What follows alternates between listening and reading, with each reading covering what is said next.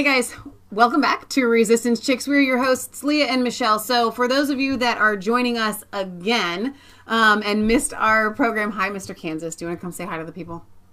Come on in. Say hi. They like to see your handsome face. We just did a program giving you what we consider the most pertinent updates on the Texas shooting. He got a nice haircut. Look how military. I do the haircuts around Is there here. anything that you wanted to add to that? Yeah, if you can, if you have someone in your family that could give you haircuts, then it saves money, and you can use that to, bless them with, other things. You can buy her stuff because she's saving money on haircuts. I get it. It saves you all the time at the barbershop. Yeah, It does. Did you want to say anything about the Texas shooting in the church or anything? Anything that's been on your heart? you were actually really kind of sick and ill that day. Well, I could just tell in the spirit that things like this are really on the horizon. And, a day or two ago, I told Leah that, I was just really upset because, I don't know, I just felt like, there's just so much death that's coming, and they're obviously, regardless of whether you believe that Jesus is coming or he's not coming, there's teachings in the church that say we're all going to be raptured and everything's going to be awesome. But, Jesus says that, the judgment begins at the house of God. And, whether we're absolutely protected in every scenario, like the guy that obviously was the hero in the situation to step in and take care of the situation, or whether we're to fall. We need to be ready for whatever is gonna befall. You're saying keep your life right with Christ is what you're saying. Well, yeah. There's just you just want to be in communion with God, so you know that you're at the right place at the right time, because Right. The part of the baptism of the Holy Ghost is when it's in Scripture. It talks about the protection of the Holy Ghost. Like, Paul and his friends, they obviously wanted to go tell people in Asia about the gospel. And it says that the Holy Spirit in Acts 16:6 or something like that, it said that they were prevented from doing so. And, sometimes that's a really good thing. Yeah, the scripture says, don't say I'm going to go into the city or go into this, but as the Lord leads. So what you're saying is, in these times, when the earth you just want to be led by the Holy Spirit is what you're saying. When we're in this kind of tumultuous, chaotic situation before the calm, the peace, and the storm, whether it's a spiritual storm or it's physical, there's times where things are a little bit more chaotic than they have been historically. It's like you have the Revolutionary War or the Civil War, and then things get calmer, where people are just working, they're involved in trades and different things, and people are engaged in normal family life, and there isn't quite the violence and civil unrest that we have. Right. So you just want to be prayerfully aware of where you're going and be ready and what in you're season doing. and out of season. season. You don't want to be in fear, because then that's just a huge snare by itself.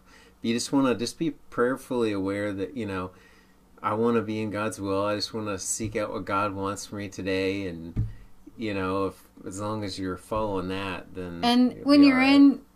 in situations, maybe hopefully I do want citizens to arm themselves. I want them to. And you want to look at your local laws, because yeah. I'm not an NRA instructor or anything, but obviously in the Wild West days, you knew if someone had a gun because they had it strapped to their side. You can see the sword on the person's belt on their side, Samurai, yeah. Throughout history, So in Ohio, you don't need a permit. But nowadays, you can it's like open carry. With concealed carry, it's concealed kind of carry, weird. Like permit. you want a gun, but you don't necessarily want to offend people and have them freak out that you have a gun. But then it's like, law-wise, if I have it right, that you can't brandish. You can't like it. you can't like open your sport coat and say, hey, buddy, don't put that gun down. Don't do that to whoever the person is. Right. A woman or a child or something. Step back. But if it's just out there in the open, then people clearly know already that, hey, so and so he carries, and in a lot of municipalities, obviously New York and probably California, I guess, aside, I mean, a lot of states you can just open carry. I don't know about the various countries Texas, that you're can. from, but yeah, you can just open carry, just cowboy style, like in the movies, and then you're ready, and it's just right there, so that you don't necessarily have to unbutton your coat and try to figure out, okay, where did I put it? Oh my gosh. Donna says that you should have gotten your hair cut ages ago, Kansas. Now, here's the thing about Kansas. Michelle cuts his hair and gives this exact same haircut at least every 3 or 4 weeks. So it does happen. You just might be catching him on week 4. Well, and last time she decided to cut the sides and leave the top. So the top was a little bit It's not longer. always exactly. Sometimes the top gets a little, because he's got these really cool curls. Why would you get rid of that? I mean, sometimes it gets to be really a little awesome. Gets to be a little bit. There you go. A few grace in there too. Much. Just a No, couple. I just fixed it, man. What's wrong with you? All right. Are we gonna get to the We news? are. Thank you, Kansas. Thank you, Martin Luther, for joining us. All right. So here's some updates with the DNC scandal. I think maybe tomorrow we'll bring you some more on the Clinton uranium one. But for now, the story stealing the headlines is Donna Brazile. And this, I don't know what beef she has to pick, but I think she's just, seeing Hillary go out making all this money. And you know what? I think that she's like, here's this, wicked white woman, and I'm going to make me some money, man. I'm going to write me a book. I'm going to get some Clinton dirt, man. That's what I'm going to do. So she says,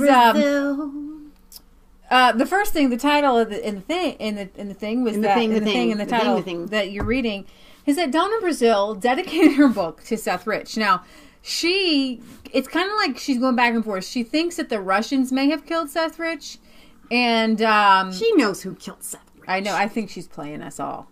Yeah. Okay.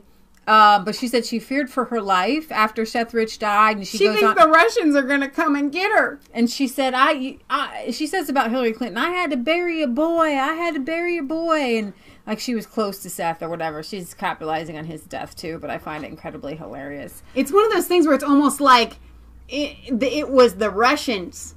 Wink, wink. I can't make my eyes stop blinking.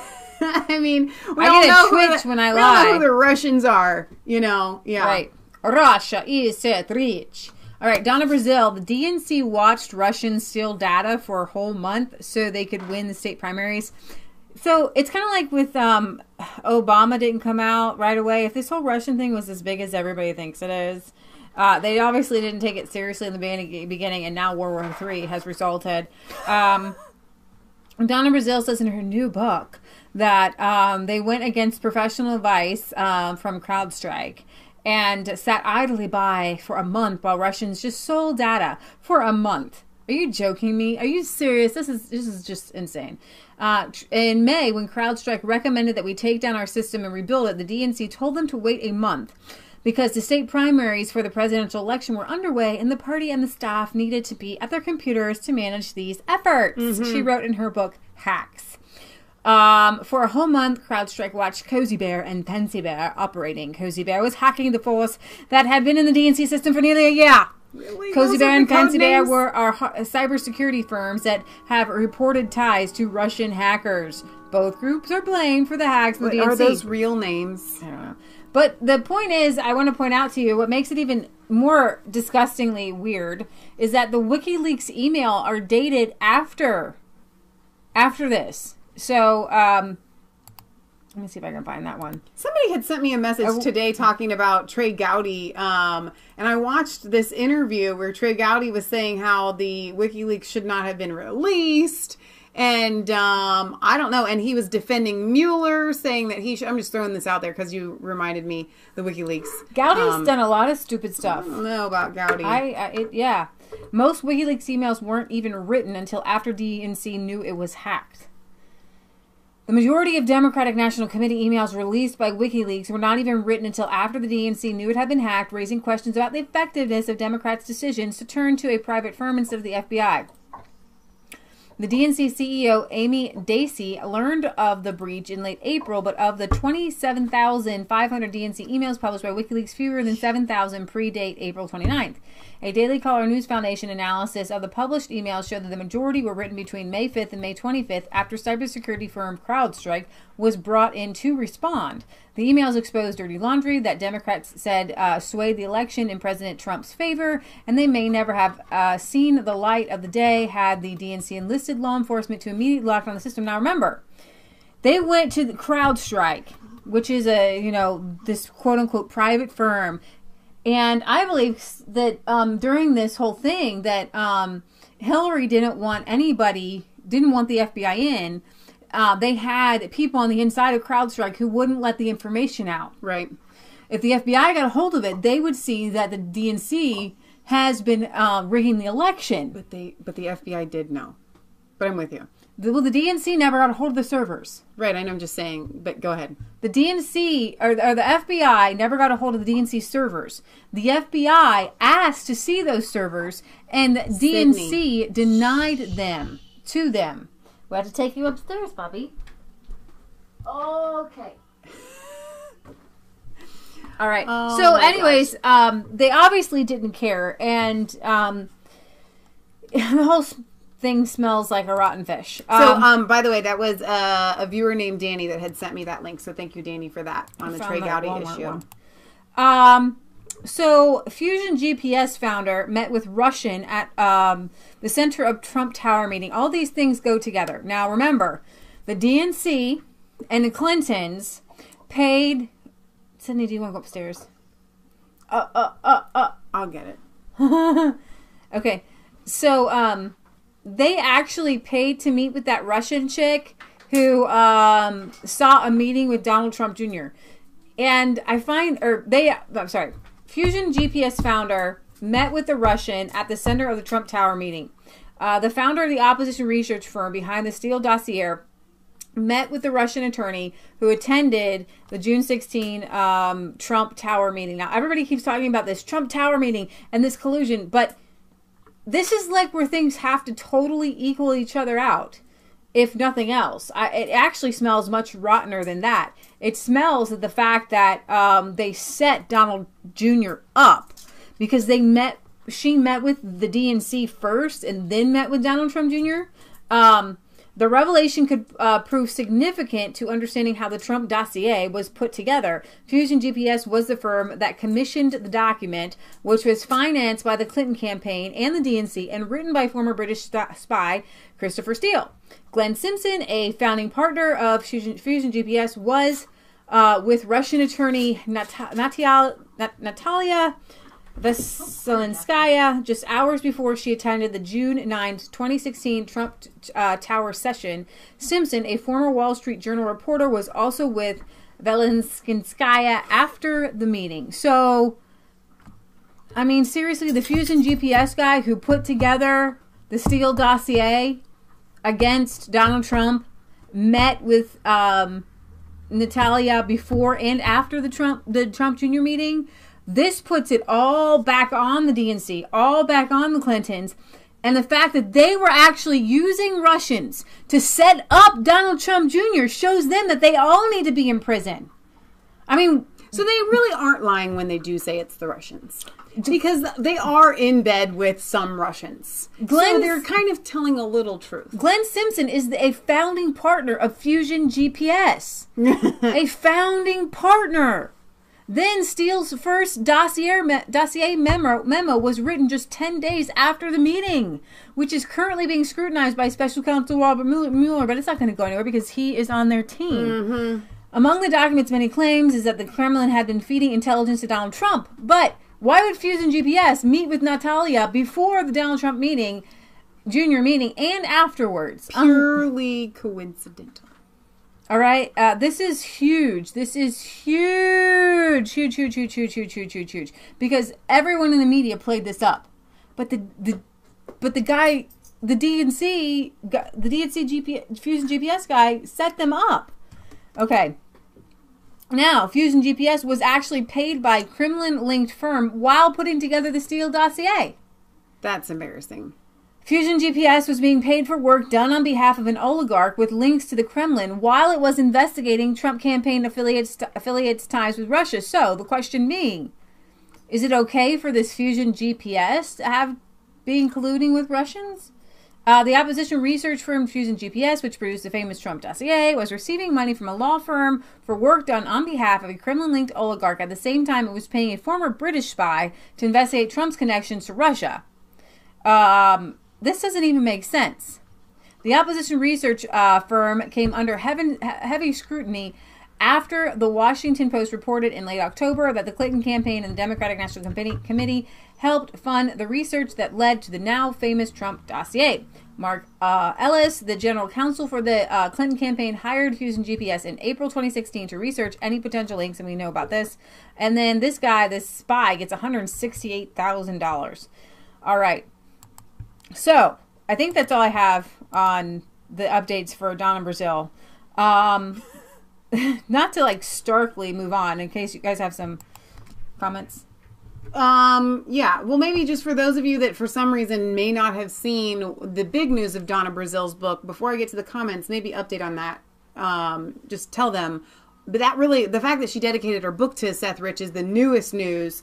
But right, but the big news is that she came out in her book and said that the DNC and the Clinton bought out the DNC, the whole Democratic National Committee. Right. She throws Obama under the bus, said that he was more interested in his own image and how the personality that he portrayed, and he was selfish, basically, and he left the party in ruins and in debt. And Clinton came out and said, $80 million in debt. I will, if I get to take over the entire DNC, right, then we'll get you out of debt. And then she goes gave on. A lot of funds. There's an audio going on Twitter where she is just throwing everything Sydney? out. I think she needs to go upstairs. Okay, fine. She is throwing everything out there. She's calling her the racism card.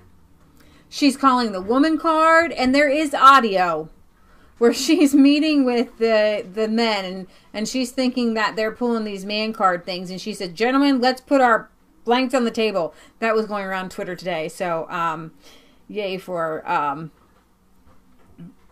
her. She was on The View, and they questioned her, "Why are you throwing all these people under the bus? Why are you throwing Hillary under the bus?" And she's like, it's just funny to me to watch the left eat her after she's trying to eat them, and they're just it's like a bunch of it's like a zombie movie where she's eating them and they're eating her, and it's just kind of fun to watch, actually. Oh my gosh. So, let's see.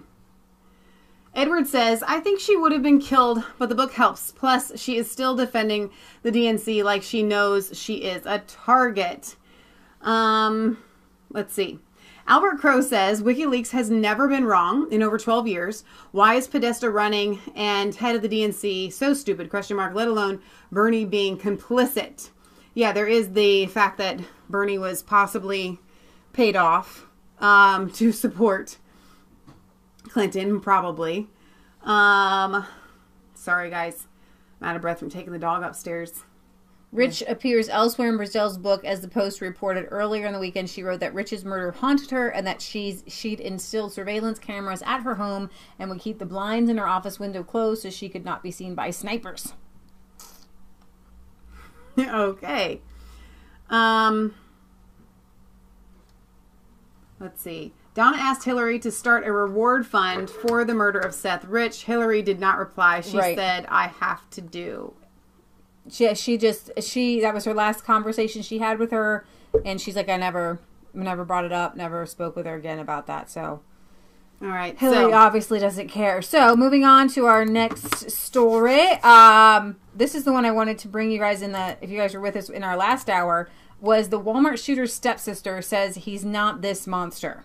The stepsister of the man who shot 3 people at the Colorado Walmart says her stepbrother is not this monster. Now, it gets weird, though. Michelle Willoughby, 43, defended her brother in an interview published by the Denver Post Monday. Her stepbrother, Scott Ostrom, 47, was arrested Thursday after allegedly killing 3 at a Walmart in the suburbs of Denver. Willoughby claims that Ostrom never fully recovered from a bad LSD trip in 1988. My brother is not this monster. He is not cold-blooded. He hears these voices. Honestly, in my heart, I believe there is only so much a person can take.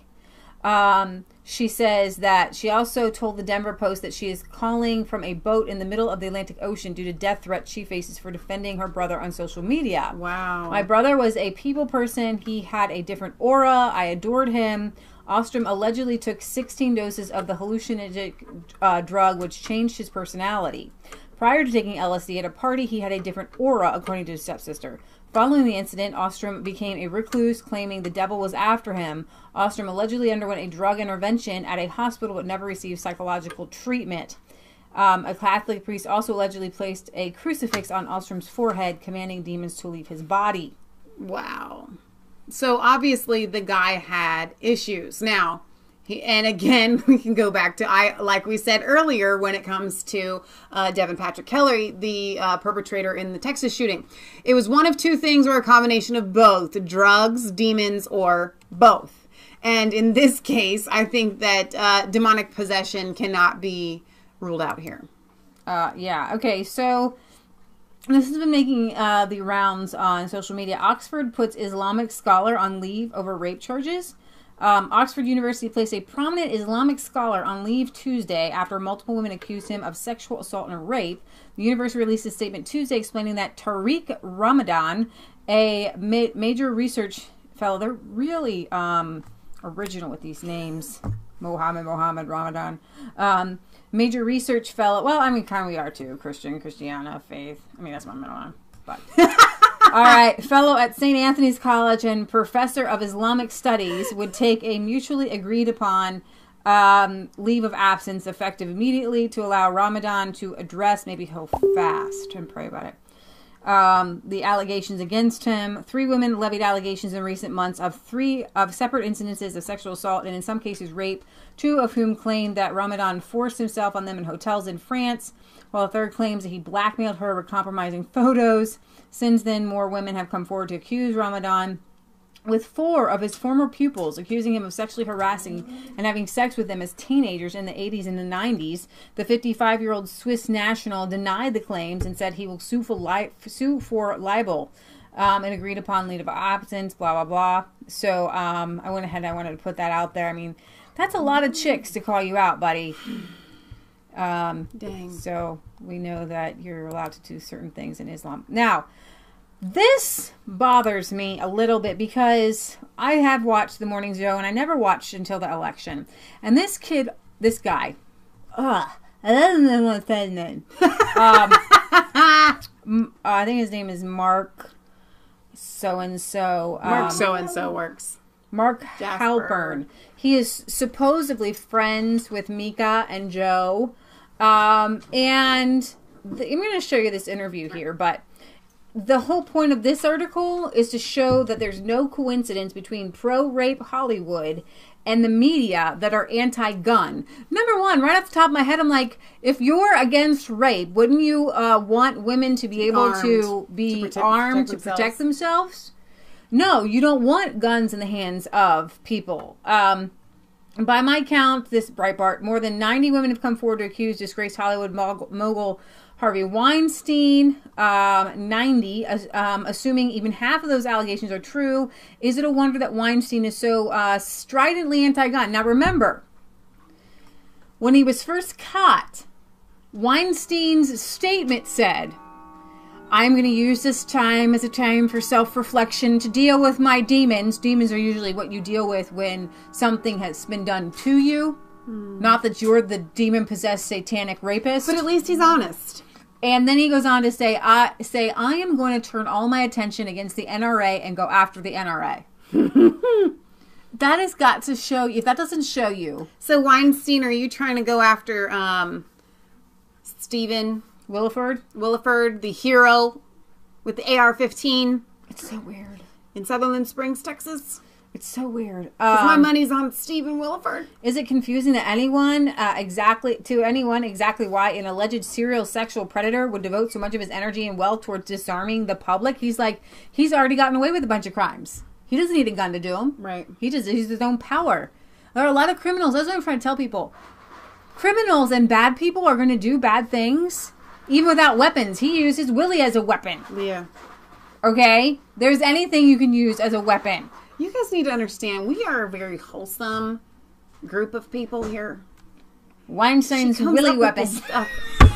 Leah Faye Svensson. You are going to be put in... that is one demerit.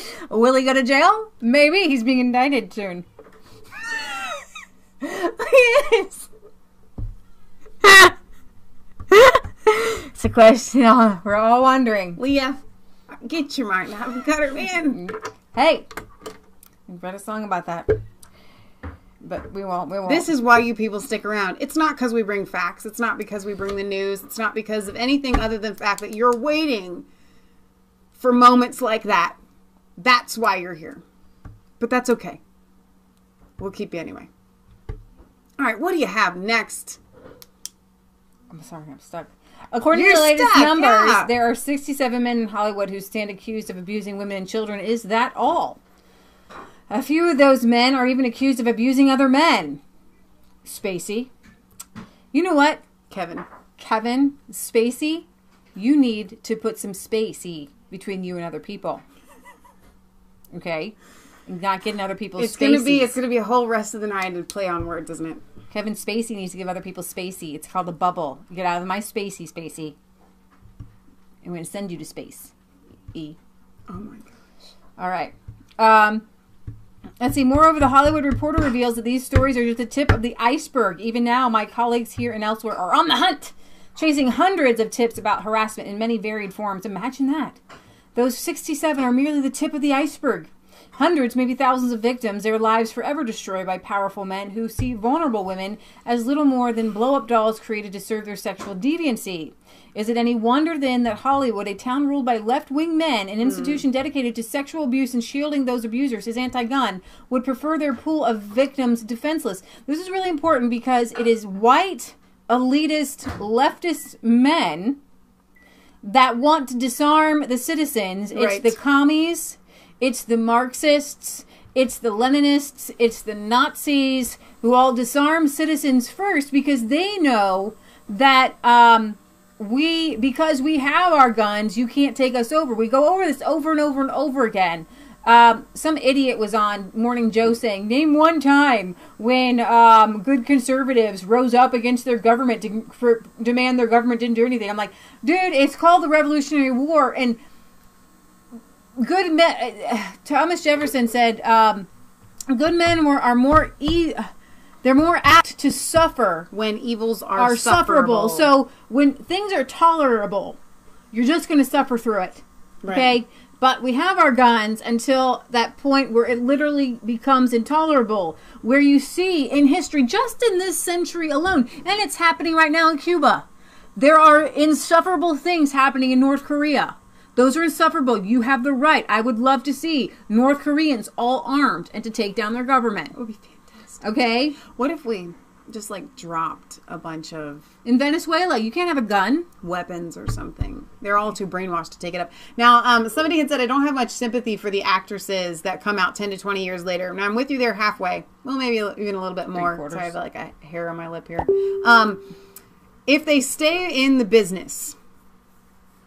then, like Donna just said, they have sold their soul for a role. Right. If they get out of the business and they still didn't speak out, I have a little bit more sympathy for them because the Hollywood machine is so huge. Well, Corey Feldman's speaking out for years. But they may have feared just any kind of repercussion from that. Do you know how many Hollywood people are suicided? Yeah. You know? So that I have a little bit more sympathy for. The people that stay within the system and, you know what, I just sold my soul for a role, those people I don't have sympathy for. Agreed. Right. Okay. So it's not just Hollywood, it's our national media. High-powered men worked for NBC, ABC, NPR, Vox, The New Republic, The New York Times, Mother Jones, all accused of various forms of misconduct towards women. Go figure. These feminists, left-wing rags, dirty, damp rags, dish rags, are a lot of these men are being accused of sexual misconduct toward women. Another thing, though, I don't have sympathy for is are all of these people in these women, I guess, in British Parliament that are just now speaking out, or British, government altogether that are now kind of coming out with this. And I'm like, well, where were you guys before? Right. On the sexual harassment and If stuff. these allegations are true, is it any wonder that the powerful men who guide these media outlets, who shape conventional wisdom within the media, would prefer an unarmed populace, would feel better knowing a woman cannot suddenly equalize a situation with a firearm? Now, which is, when talking about hypocrites and legislation, there's a new data dump called the Paradise Papers, where all these super wealthy people, their financial dealings are being laid bare. One is that Apple has been using tax havens to not pay taxes. But we know that Apple, the CEO, is very liberal and wants, all these policies and socialism. Now, this is what made my skin crawl. Mark Haperlin battles this poor girl over gun control, but she is actually, Emily Miller, alleged that he victimized her. And it was well known at ABC that he would do some disgusting, vile things to females around his office. Now, watch him now, knowing what we know about him, and it's pretty bad. Mark Halpern? Should people be allowed to own bazookas? I don't even know what a bazooka is. Should any weapons be outlawed for private use in the United States? Well, we already do. Then under the 1934 firearms so law. those should be outlawed. We shouldn't change the laws. No, I mean, we don't. Why shouldn't I be allowed to own those weapons that are currently outlawed?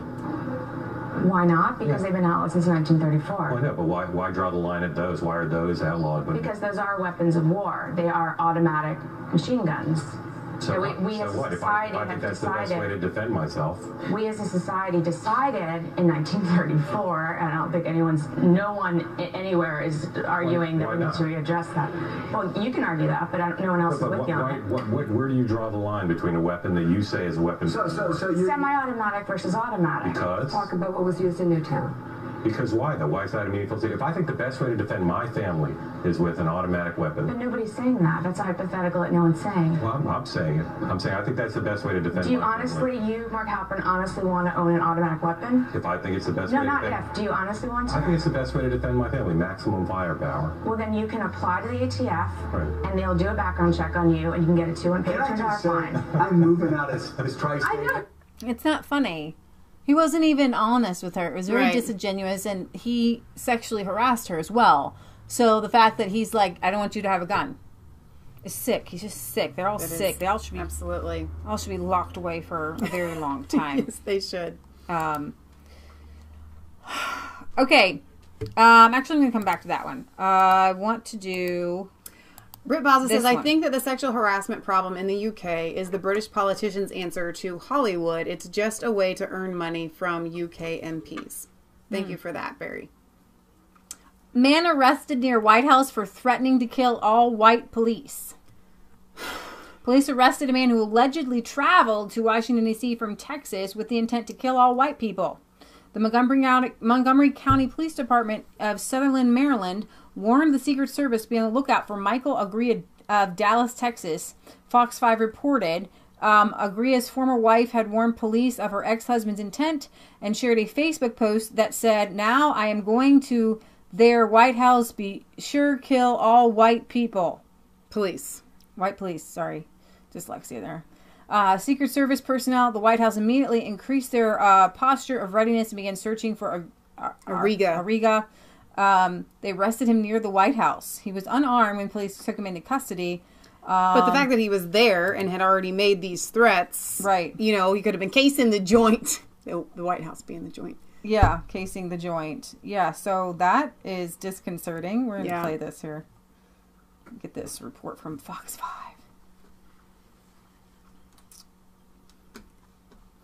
Guess he's probably not a right-wing Trump supporter. So, a Texas man is in jail tonight accused of making threats against police. Secret Service agents arrested the man outside the White House. Police say the man reportedly traveled to D.C. from Dallas intending to kill, quote, all white police. A phone call from Texas helped raise the red flag. Fox 5's Marina Morocco is live outside the White House with the details. Marina. Black people to host this on purpose. They always bring black people to do black people news. It's so racist. Saying that if you hear something or something is suspicious, raise that red flag, and that seems exactly to have been the case in this situation. A concerned wife actually called Montgomery County Police in Maryland, saying her husband had traveled from Irving, Texas to Silver Spring, where he was booked at a Days Inn motel, but she says that it was what was on his Facebook that was concerning to her. She says that he had made threats to kill all white police right here at the White House, and unfortunately you can't see the White House right now. The lights have been turned off, but you do see a large presence from secret police here on the scene. That wife called Montgomery County Police, and roughly at about 1:30 this afternoon, Montgomery County Police officers it's time for went over divorce. to that Days Inn hotel off of 13th Street in Silver Spring. They were looking for Michael Orega, but did not find him. And it was at that point that they issued what is known in police jargon as a BOLO, a be on the lookout for Michael Orega. And they did so specifically to the intelligence division of the Secret Service right here at the White House. And at 2:55, Secret Service agents received that notification with Michael Orega's photograph.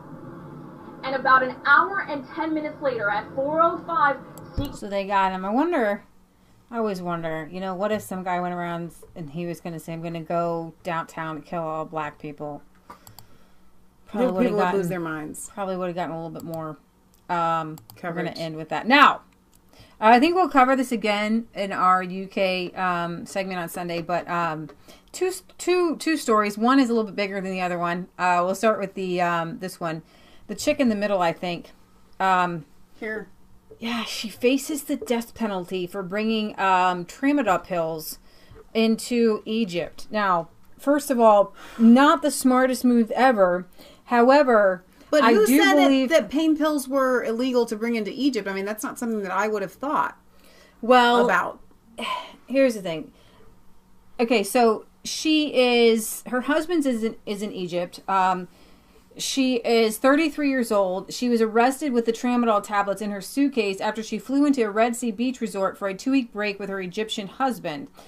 She's being held on drug trafficking charges at the Hurghada First Police Department with murderers, heroin addicts, and prostitutes, her family member told the Mirror Online. She's in a tiny cell with 25 other women with a hole for a toilet. Literally, it was like a 15 by 15. I mean, really, I don't remember how small it was. Her life's in danger. She can't stay there. She will either be murdered or she'll kill herself. We went out to see her last week, and my mom collapsed at the sight of her. She said, Mom, please help me, please help me. Plumber's mom sobbed. She had no idea that she was doing anything wrong. The painkillers were placed on top of her suitcase. She wasn't hiding them.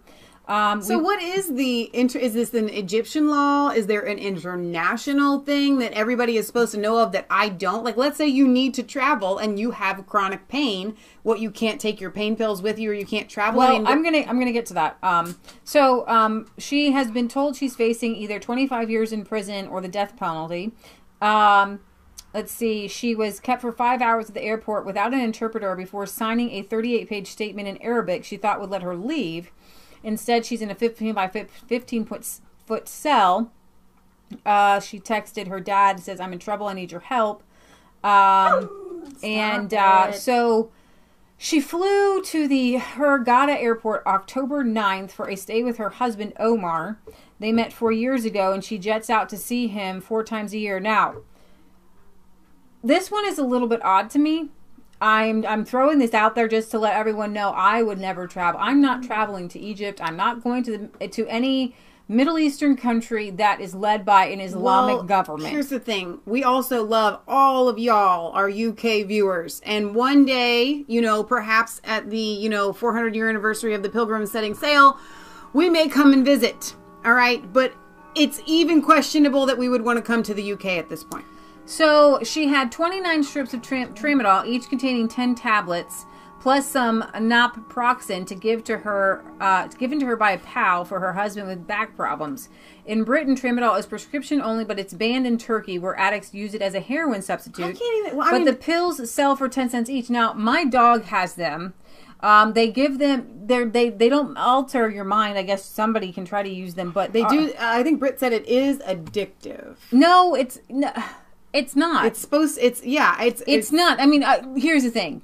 I talked to my vet about this, and he's like, it's not that. It's down at the bottom of all drugs. So Texas Rancher, aka John Petter, is saying she didn't have a prescription for the pain pills, obviously because they were her husband's, and maybe that's the issue. Well, she didn't have they are prescription only. Her friend gave her 29 strips, each containing 10 tablets, but they're calling her drug dealer. Well, that's what I'm saying. Maybe you can travel with them if they're in your name. Well, sure. Something. The pills sell for about 10 cents each. She would have made $30. And so my point is that the punishment is not equal to the crime. Right. In Britain, if you're caught as a stinking child molester or a sex trafficker, you get like maybe 2 years in jail. If you're, bringing in doggy pills, as many as she brought in, I get from my dogs, Jasper and Sydney, all the time. It's not a big deal. This is not a big deal. These aren't oxycodone. This isn't like a real deal, guys. And so the fact that she's facing death penalty or 25 years in prison for doggy medicine. Now, this is a big story. I saw this chick on Twitter here. Nazanin Zaghir. She's calling for Boris Johnson's removal, and all of Twitter is calling for Boris Johnson's removal. You can give her another treat. You guys know more about this than we do. Well, I don't know how many UK people we have besides Britt Baza here tonight. Okay, so it's a really big deal happening in the UK right now. It's huge. So what happened is she does teach. She's Iranian. Yeah, but she teaches. She's British Iranian. Oh my gosh, I'm losing my words. Okay, a charity fears a British Iranian woman journalism. Held in Iran could have her prison sentence doubled following remarks made by the Foreign Secretary. Boris Johnson told a Commons committee that Nazanin Ratcliffe, is she any relation to? No. Harry Potter, who was arrested at Tehran airport in 2016, was teaching people journalism. Now, the Thomas Reuters Foundation said she was seeing family and urged Mr. Johnson to correct his, quote, serious mistake. The Foreign Office said the remarks could not justify new charges. Mrs. Zaghari Ratcliffe is currently serving a 5-year sentence after Iran tried her on charges of trying to overthrow the government. She denies all the allegations against her. She lost her final appeal in April 2017, but has since faced 2 more charges relating to an accusation of plotting to topple the regime in Tehran. Ms. Radcliffe has worked with the Thomas Reuters Foundation and the BBC Media Action, but insisted the 2016 visit was for her daughter to meet her grandparents. Mr. Johnson was appearing before MPs at the House of Commons Foreign Affairs Select Committee on November 1st and criticized Iran over the case before saying, when I look at what Nazanin Zaghari Ratcliffe was doing, she was simply teaching people journalism as I understand it. Neither Nazanin Zaghari Ratcliffe nor her family has been informed about what crime she has actually committed, and I find extraordinary and incredible. 4 days later, Mrs. Zaghari Ratcliffe was summoned into court. Nazanin, same person. That's the same person. They just now they're just calling her Mrs. Radcliffe. It's the same girl. I'm just saying, so they know it's the same person. Okay. Summoned to court where the Foreign Secretary's comments were cited as evidence against her. At the hearing, she was accused of engaging in propaganda against the regime, and the Iranian Judiciary's High Council for Human Rights said Mr. Johnson's comments shed new light on the charity worker and proved Ms. Zaghari Ratcliffe had visited the country for anything but a holiday. Monique Villa, chief executive of the Thomas Reuters Foundation, called on Mr. Johnson to immediately correct the serious mistake he made. Ms. Villa said there was a direct correlation between Mr. Johnson's comments and the unscheduled court appearance. The accusation from Judge Salvati can only worsen her sentence. She's obviously a bargaining chip between the UK government and Iran, and this injustice must stop as soon as possible. Whatever is at stake must be paid attention to by the UK government. So go ahead. So here's what down at the bottom, Boris Johnson, he kind of ends it saying that while criticizing the Iranian case against Mrs. Zaghari Ratcliffe, the Foreign Secretary sought to explain that even the most extreme set of unproven Iranian allegations against her were insufficient reason for her detention and treatment. And so I want to get to a little bit real deal with you guys. For those of you that are newer viewers, you're not familiar with our UK correspondent Horatio, you can go back and watch some of the videos that we've done with him. He sent this to me yesterday, I think, maybe it was the day before.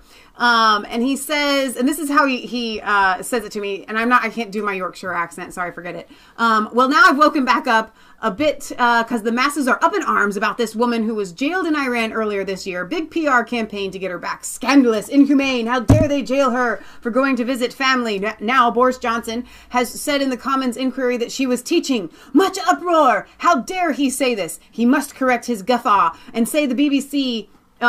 says the BBC and the Twitterati. If any of them did even the briefest research, they'd find that the philanthropical humanitarian company she works for is big on women's rights around the world, and the company originally specialized in military intelligence. Okay? And I said to him, but wait, this is the first I'm hearing of this. No. He said, maybe. She's British, but it's all kicked off again now that Laura Kusenberg has accused Boris Johnson of lying or being incompetent for saying he was briefed that she was in Iran teaching, not visiting family like the media say. And I said she was not allowed to teach. This was when I was just first hearing about it. And he said her company is big on educating foreign countries on women's rights. So no, not in Iran. And the story is she was visiting family, not working. However, the Foreign Secretary, Boris Johnson, said he was briefed that she was teaching, which would be a no-no. Add to that the company's history and the pleas of innocence sound a bit hollow. So I asked him to send me over the BBC article. And so after reading the BBC article, my blood started to boil a little bit. And here's why. It's kind of like what Boris said at the very end. She hasn't done anything, even by teaching, right, to warrant this arrest and her prison sentence and all of this. And so it's kind of like the big family secret, you know what I mean? That you're just supposed to keep like, hush, hush. Everybody knows that she was there teaching, but Boris, you're not supposed to say that, right? So however, nobody on the left wants to address the fact that Iran has human rights violations coming out the wazoo. So the left are just going to like completely dismiss that fact. So we had an abusive father growing up, and as we got older, we learned what you could do that would throw him off. Right. Get him angry. And so, things were pretty quiet until you would do something. And then, at some points, you get mad at each other because it's kind of like, you did this. Look what you made Dad do. Right. Okay? But no, he's the abuser. Right. I'm going to play this here. Woman's family, to her friends and her employers, to my honourable friend, the member for Hampstead and Kilburn, and to all those others in this house and beyond who have been working so hard to obtain this young mother's release from the distress and anguish that his foolish words have caused to them and to this woman in recent days. We are all bound to ask, Madam Deputy Speaker, how many more times does this need to happen? How many more times does the Foreign Secretary have to insult our international partners, damage our diplomatic relations, and now imperil the interests of British nationals abroad? What will it take before the Prime Minister says, enough is enough? But if the truth is that she can't, because she doesn't have the strength or authority to sack him, how about the Foreign Secretary himself shows a bit of personal responsibility and admits that a job like this, where your words hold gravity and your actions have consequences, It is simply not the job for him. My point was that I disagreed with the Iranian Here it view is, right here. that training journalists was a crime. Not that I wanted to lend any credence to Iranian allegations that Mrs. Zaghari Ratcliffe had been engaged Hold that, in Mom. such activity. I accept that my remarks could have been clearer in that respect, and I'm glad to provide this clarification. I think what everybody in this House wants to see is Nazanin Zaghari Ratcliffe released. And that is exactly what the Foreign Office is working for. That is what we've been working for solidly over the last 18 months. And I may say it is simply untrue for her to say, as she has said today, that there is any connection whatever between my remarks last week and the legal proceedings underway against Nazanin Zaghari Ratcliffe in Tehran today. And I may say to the Right Honourable Lady that she has a choice. She always has a choice in these matters. She can choose to heap blame onto the British Foreign Office that is trying to secure the release of Nazanin Zaghari Ratcliffe, and in so doing, she deflects blame, she deflects accountability from those who are truly responsible, holding that mother in jail, and that is the Iranian regime. I love it. Member Foreign Secretary, You guys on do his it so statement awesome. today, could you now give us an undertaking that in future he will concentrate on the very important matters that he has within his brief as Foreign Secretary? To that end, could he give an undertaking to support the Prime Minister in her efforts as in relation to the... So, All right, so here's the thing, and this is what Lee and I were talking about. Go ahead, Patriot Gallery. I don't mean to put a damper on anything, but, you know, they are trying to start a war with Iran. And if they really cared about women, So hold the thing. they would stop all the rapes that go on, and they would put those guys in jail for life. Right. So they don't care about women. No, don't They hold on to it while you're talking. They don't She's care. going like this. They, you know, this is just, why is this out? Why is it everywhere? Because they want to start a war with Iran. Exactly. We have to say no war. No war with Iran, yes. It's 5 countries in 7 years, whatever. But Boris hit the nail on the head. It shouldn't be an issue. And why are you deflecting blame, saying that I said something wrong by saying if she was teaching, it shouldn't be an issue?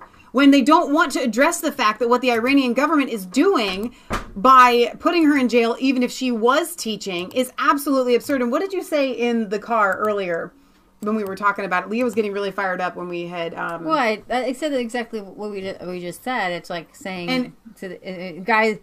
When the killer is coming after you or whatever, and you do something to make him, well, you worse. knew that he was going to, he said, if you move a muscle, I'll kill you, or something like that. The rapist, if you don't do this, then I'm going to rape you. And well, you did it. And so you knew he was going to rape you. So they're upset that Boris didn't keep with her line of, I was just there for family. So the whole nation is asking everyone to lie for this poor And that's the thing. I said to Leah, or no, you said to me, you're like, well, don't you know that politicians are supposed to always lie? And they're upset that he's not lying. As the foreign secretary, it is his job, okay, to defend this UK citizen and say, it doesn't matter if she was there teaching or not, you're in the wrong. Right. Let her go. Right. Okay, so we're going to jump from Iran to our other favorite Middle Eastern country. We're going to jump. We're going to run. From Iran to I skipped. To Saudi Arabia. Oh, lovely. Those princes, they can't last. Yeah, so there's some crazy stuff going on right now. It's like blowing my mind. I literally don't go to bed reading an article on how this dude right here, I don't know all their names, dude. I'm sorry. The head You don't know all of the princes? The head Saudi prince who's going to become king, whatever. He has jailed a bunch of people. We talked about that. Some people died in helicopter crashes. Several people, So what they're wanting to do, man, is there's like 4 of the top wealthiest people in their country have been arrested. They're going to take all their money. And they're on the top, list of wealthiest people in the world. Now, Saudi Arabia is actually getting low on reserves. Oh, really? Yeah, not only are they low on water reserves, which is why they come over here. Oh, reserves, not actual money reserves. You mean resources. No, reserves money. They're getting low on money? Not only are they low They may have to start, like, melting down the gold that they use for tiles as floor, for the floor. And get it off of the escalator, right? That's what you need to do. The airplane escalator. Yeah, because oil prices are, like, 3 times below what they were when they were, like, at their peak. And so they need more money. So they're arresting these dudes, these billionaires, and taking all their money, taking their cash. So I love the title of this. This is like its own like Game of Thrones, which we don't recommend watching because it's like a big nudie show. But anyways, it's porn. So was Saturday a red wedding moment for the Kingdom of Saudi Arabia as the plot thickens in Riyadh? Here's a roundup of the chatter on the streets. It started off with the resignation of the Lebanese Prime Minister Saad Hariri, a clearly orchestrated move to produce and executed by his paymasters in Saudi Arabia. Hariri announced on a Saudi-owned channel from the Saudi capital that he was resigning his post in protest at foreign intervention in Lebanon's domestic affairs. The irony was lost on him. The ostensible reason he gave, as he invoked his late father's name, was that he too is threatened with assassination. Okay, and then as the day turned into evening, there were reports of explosions being heard close to to the international airport in Riyadh. It transpired that Houthi rebels linked to Iran and allied with former President Abdullah Saleh had fired at least one ballistic missile from Yemen towards, and we talked about this. So it put an exclamation point on the fact that the war in Yemen is far from over. More than 2 years since Saudi Arabia launched the Operation Divisive Storm. Now remember, we went in there and messed up Yemen. Yemen was part of the 7 countries in 5 years. So yeah. Will says it's pronounced Riyadh. Thank you, Riyadh. Got it. As the clock inched to midnight, another bombshell was dropped, this time by the Saudis. A royal decree ordering the arrest of several princes, billionaires, and notable figures, as well as the sacking of senior government officials, which we talked about. Some were the sons of the late King Abdullah. One was the head of the Saudi National Guard. All 3 of these developments will have seismic implications, not just in Saudi Arabia, but in the region and beyond, because the one guy who was arrested he owned like stakes in Citigroup and Twitter, and the resignation of Hariri in Yemen, or sacking by his Saudi sponsors should sound the alarm bells for any government that doesn't want to see another war erupt in the region. Now, there's another article about Saudi Arabia and Israel teaming together to just create unrest. They want the theory is that they want the price of oil to go back up. So Middle Eastern unrest makes the oil go back up. A lot of chatter involved with Israel. It's no secret that Israel has been conducting military exercises on its northern front for several months now, while Hezbollah has been busy helping prop up the Assad regime in Damascus. Sydney, she's just having a hard time. Sometimes tonight she just her belly saying she needs more food. No, she doesn't though. I know. She can't get past Jasper. I see that. Just try to put her up on the couch again. No, she won't make it. All right. So we're not clear what's going on right now. What's more puzzling is the detention of billionaire Prince Alawid bin Talal. On paper, bin Talal and bin Salman are a match made in heaven. Both want to transform Saudi Arabia into secular society. Both detest the idea of democracy and liberalism. And both are equally willing to hand over the kingdom's wealth and sovereignty to the United States. Really? Earlier, I spoke to a contact who used to work for the billionaire prince. He told me that a possible reason for his detention was Alawid's refusal to put up money to help prop up the Saudis' staggering economy. The message from bin Salman to the country's wealthy elite is pay up or get locked up. It's the Saudi version of the Game of Thrones. The 32-year-old bin Salman shows that he is willing to throw the entire region into jeopardy to wear the royal crown. His actions have already all but destroyed the Gulf Cooperation Council. Yemen can no longer be referred to as a functioning state. Egypt is a ticking time bomb, and now Lebanon may erupt. There's a lot to worry about. So I thought I'd just bring you that whole kit and caboodle. That's a different story. After declaration of war, Yemen rebels threatened attacks on Saudi Arabia. That's kind of a story, non-story. Yemen obviously could not fight Saudi Arabia if they wanted to. They don't have the firepower. Saudi purge goes nuclear. Over 1,200 bank accounts are frozen. They're taking people's money. One day after they reported that Saudi Arabia has started, this is from Zero Hedge, has started to freeze the accounts of the dozens of arrested royals, ministers, and businessmen, in the process allowing Mohammed bin Salman to further cement control over the kingdom has taken its money laundering crackdown to the next level. And on Tuesday, Saudi banks have frozen more than 1,200 accounts belonging to individuals and companies in the kingdom as part of the government's anti-corruption purge. As the government's anti-corruption purge. That's so funny to me. Bankers and lawyers told Reuters, adding that the number is continuing to rise since the counter-coup on Sunday. A Saudi central bank has been expanding the list of accounts it is requiring lenders to freeze on an almost hourly basis, a regional banker told Reuters. And while he did not name the companies affected, he said they include listed and unlisted firms across many sectors. So I just wanted to bring that to you too, because oh man, I don't like talking about Saudi Arabia. I don't like Saudi Arabia. I don't like them. I find their whole outfits to be incredibly You odd. can't just discriminate against outfits, Leah. You know why? Because they're obviously not doing any work, wearing that big old headgear and the things. It's just, I don't know. They bother me, and I know that's not a very sophisticated response. It's much deeper than that. They're extreme Wahhabism. They pretend they want to be secular, but they don't want to have anything to do with democracy. They love their kingdom, because then they could just freeze bank accounts and throw people in jail. I mean, if you're a king, why would you give your power away? I mean, it makes no sense. Arm your citizens, I guess. So, a couple more stories here. We're going to end with Saudi Arabia. Okay, but before you do, dude, there was a pause there. Mm-hmm. I could have it. All right, no. Redneck Survivalist had asked if there was any way that we could set up a drive or something like that for the church down in Sutherland Springs. There are several going right now. There are. But coming from somebody in a church background, I can tell you something really simple, and I'm going to drop this in the description, and I'm going to drop it in the chat right now. Here is their address. That's the church address. It's called River Oaks Church.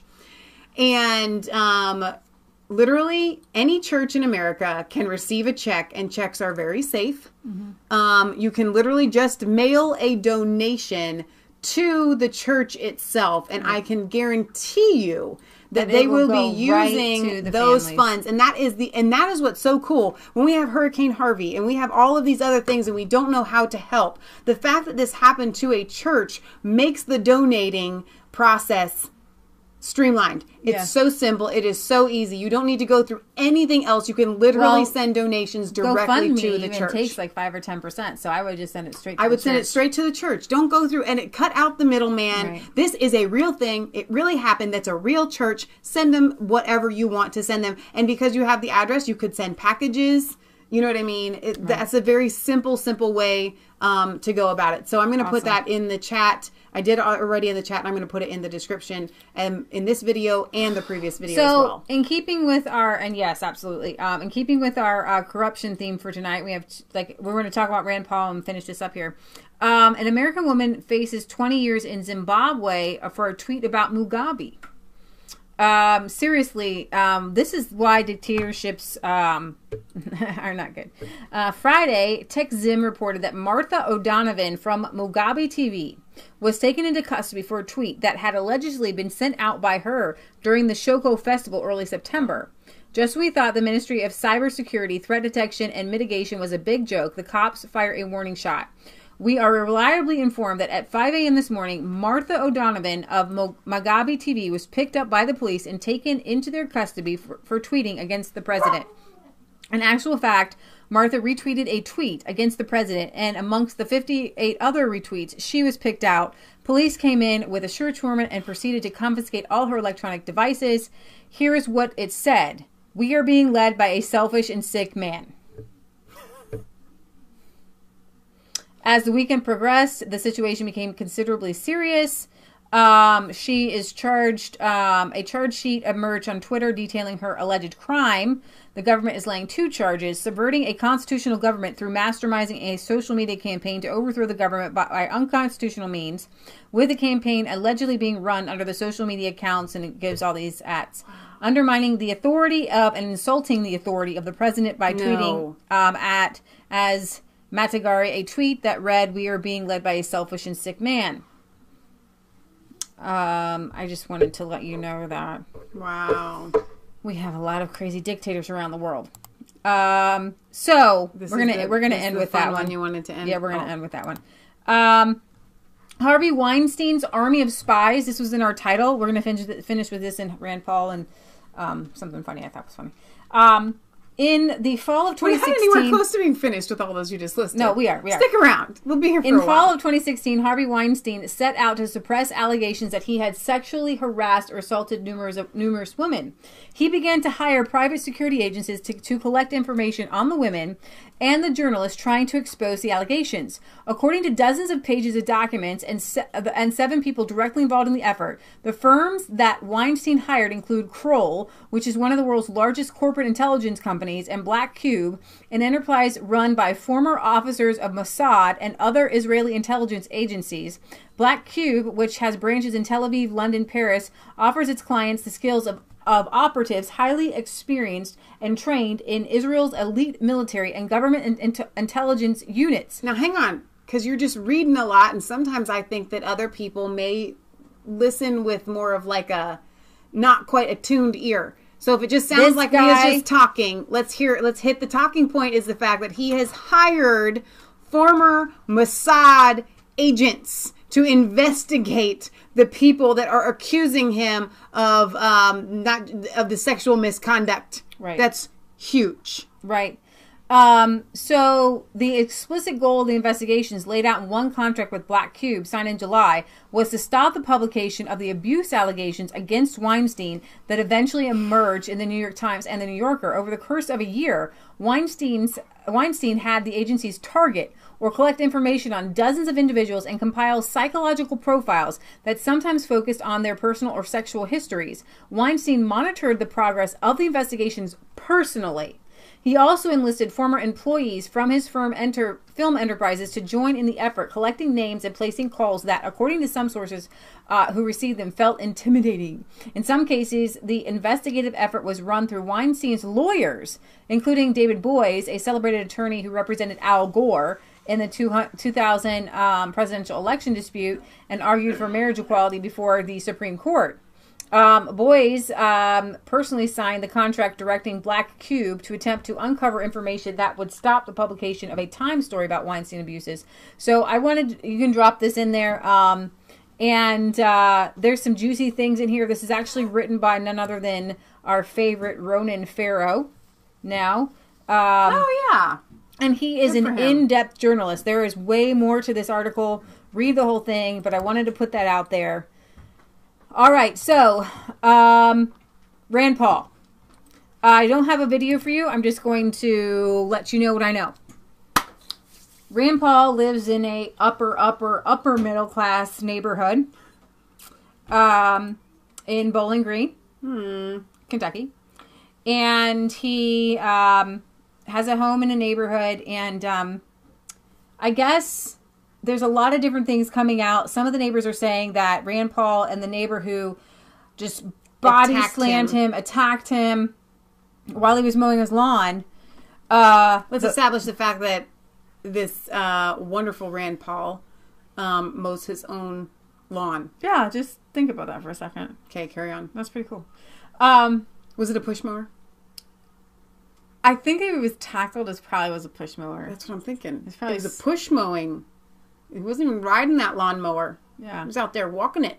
Well, yeah, he probably. So I guess that they hadn't really talked in a while. I guess they kind of see each other when they're walking their dogs and say hi or something.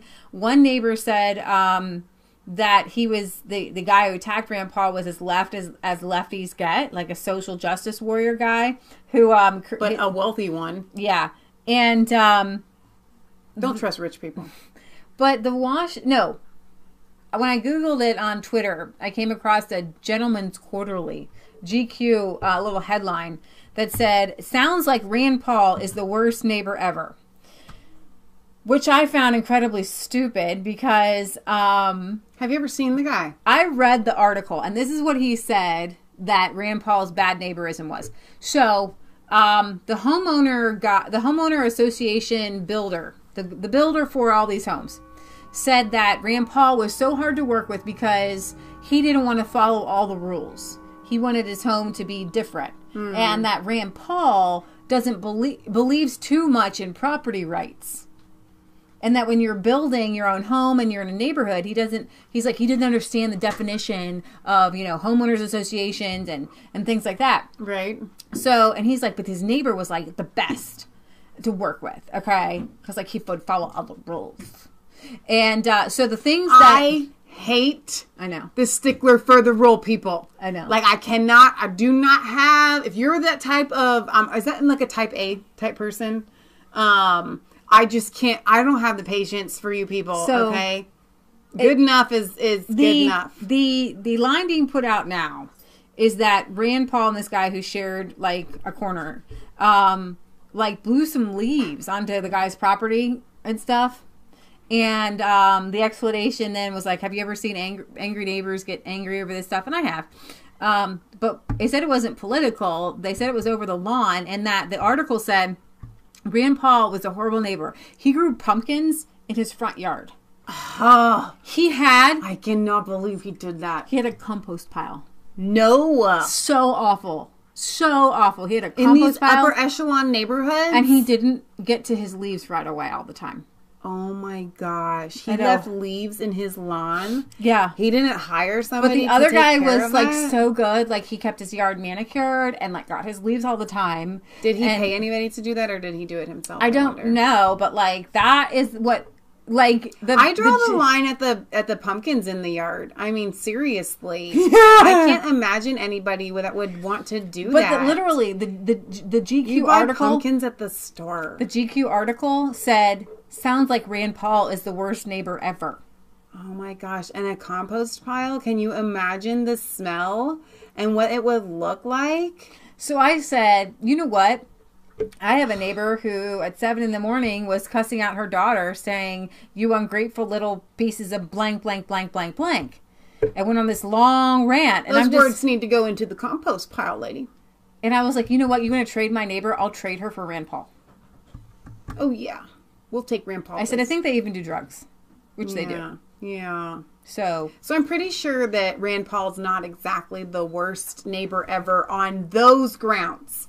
Now, if they would like to resubmit, let's wipe those ones off the table. Right. Do you have any other evidence that you can contribute? Does he blare loud music? Loud music after 10 or 11. Does he have loud big parties? Music at any time of the day? We'll take that one. Does he have parties with like lots of nude people running around the yard? Does he have like big drinking binges? Does he have like 10 cars that he's working on in the driveway all the time with, Yeah.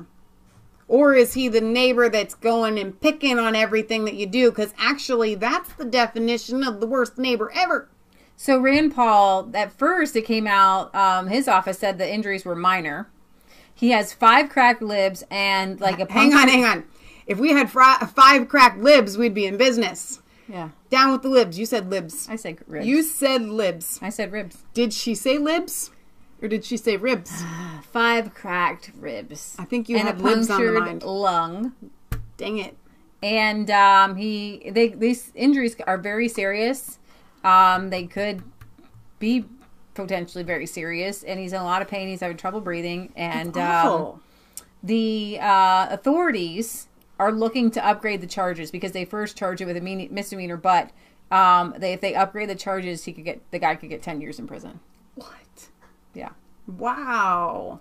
So it doesn't sound to me exactly like he was doing it out of, I know a lot of people come out and say like social justice warrior type intents. It sounds like just an anal retentive neighbor intent. I think that if he was a liberal and a social justice warrior type person, that the anger built up over time would make him go and take him out. You only have one person that says you said ribs. Whatever. All right, so Donald Trump went to North Korea. South Korea. South Korea. South Korea. South Korea. Yeah, you had him going. I know. Donald Trump went to North Korea to visit the Fat Rocket Man. No, he went to, and I want to show you this, and I want to just play it for you.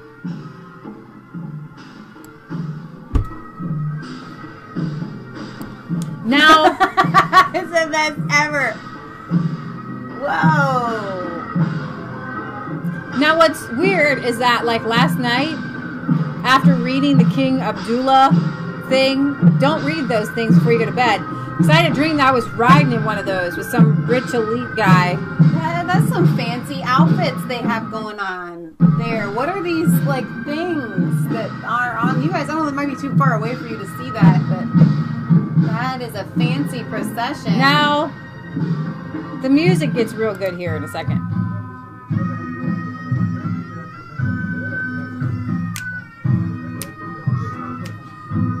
Are we not in, like, Egypt? It kind of sounds a little flat, like when we sing sometimes. It's a little bit off, a little sharp. I like it. Sharp and flat. So, I haven't heard such good music in a while. It's good. So, I can dig it. I was thinking maybe they might play, like, Yankee Doodle or something. Yeah. I'm just wondering who picked this song for President Trump. It's got a good beat. Now, if I were there, I might break out in a little dance. Yeah, me too. I'd have a hard time not... That's a good one. I'd have a hard time not getting it a little bit. When you hear music, you just gotta move. So this is really exciting. None of those people are moving. No, they ain't got no rhythm. Dang. But I do like Melania's coat there. I love her clothes. It's like dressing a Barbie doll. It is. But sophisticated, chic, elegant. She's 5'11", and she gives herself a poof. And she wears heels. The girl walks around at probably like 6'3". Very imposing. Yeah. But that South Korean chick's pretty tall, dude, too. Yeah.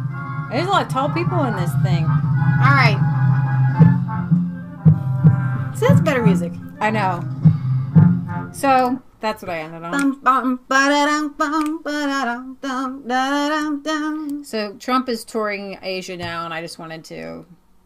That was really fun. That was fun. I'm glad we went back to the music there. All right. So, do you have anything else to bring the people? No, it's bedtime. It is bedtime. It's all past your guys' bedtime for sure. Bagpipes in Beijing will questions. I have no idea. That's what they chose to do. Let's see. Reality Check says, wow, Rand Paul is a regular Uncle Eddie. What trailer park did he move there from? I know. Yeah, so what if Rocket Man fires a rocket at Trump while he's there? This would be the opportune time for Rocket Man to fire a rocket to South Korea while Trump is there. I don't think he has it in him. No. I don't think it's there, guys. I really do not. Do you guys have any last comments? Let's see. President Trump in Milan, I think he means in Melania, are so respected everywhere they go. Liberal media and libtards can't get that through their head. Well said. They really are respected everywhere they go. And the MSM just wants to paint them in some sort of bad light. Everybody loves them. They, look at how happy those South Koreans are. I think they also realize, you can protect us. It's a little bit important to befriend the United States. So we're going to sign off. I don't know if you have a song. Britt Baza has a song request on Sunday. I'll check that out and see what it is. Now, Shawnee Show, aka Sean and Tracy, did and I'm not going to play it today. I want you guys to come back on Sunday. They did, this is your homework. You're to go and watch the, what did we call that video? I'll link to it in here. Accent challenge? The accent challenge We did this way, way early on in Resistance Chicks, where we do redneck accents, and we challenge our UK viewers to send us videos. Somehow, many, many months later, they decided to take us up on the challenge. Now, you remember from 2 Sundays ago when we played their video, they're a wonderful, wonderful couple. They gave us a tour of their church. They did a really good job with their accents are not what they are in the video. I mean, they are British people with British accents, and they do a hick accent that is going to blow your mind. So we're going to do that on Sunday.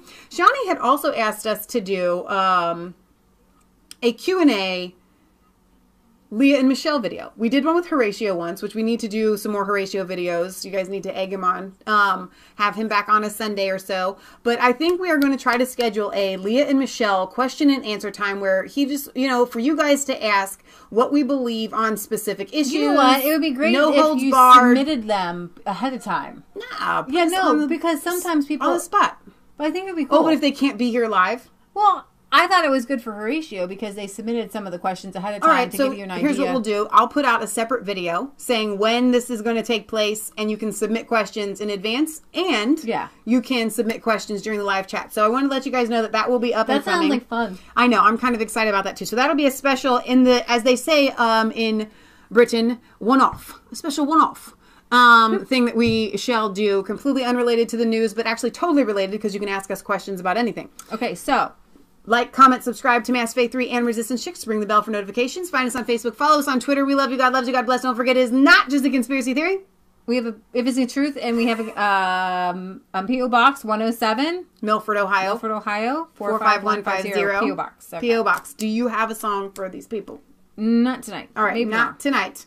Thank you, our moderators who are here. I know Maia, Worth a Look, Will, Kelly, Gary, Texas, a.k.a. John Petter, who can't change his screen name back until a certain period of time, which is fantastic and hilarious. Thank you guys for all of your comments. If you left something that was pertinent, there were many of them, so I should see a lot of comments. I want you to leave them into the comment section after this video processes. We always go live every Friday night at 6 p.m. Eastern Standard Time, and Sundays at 1. All right, you guys, get some sleep. Later. Adios, hasta mañana, hasta luego, and hasta la vista. Weinstein like that. Oh, well, they can still hear you.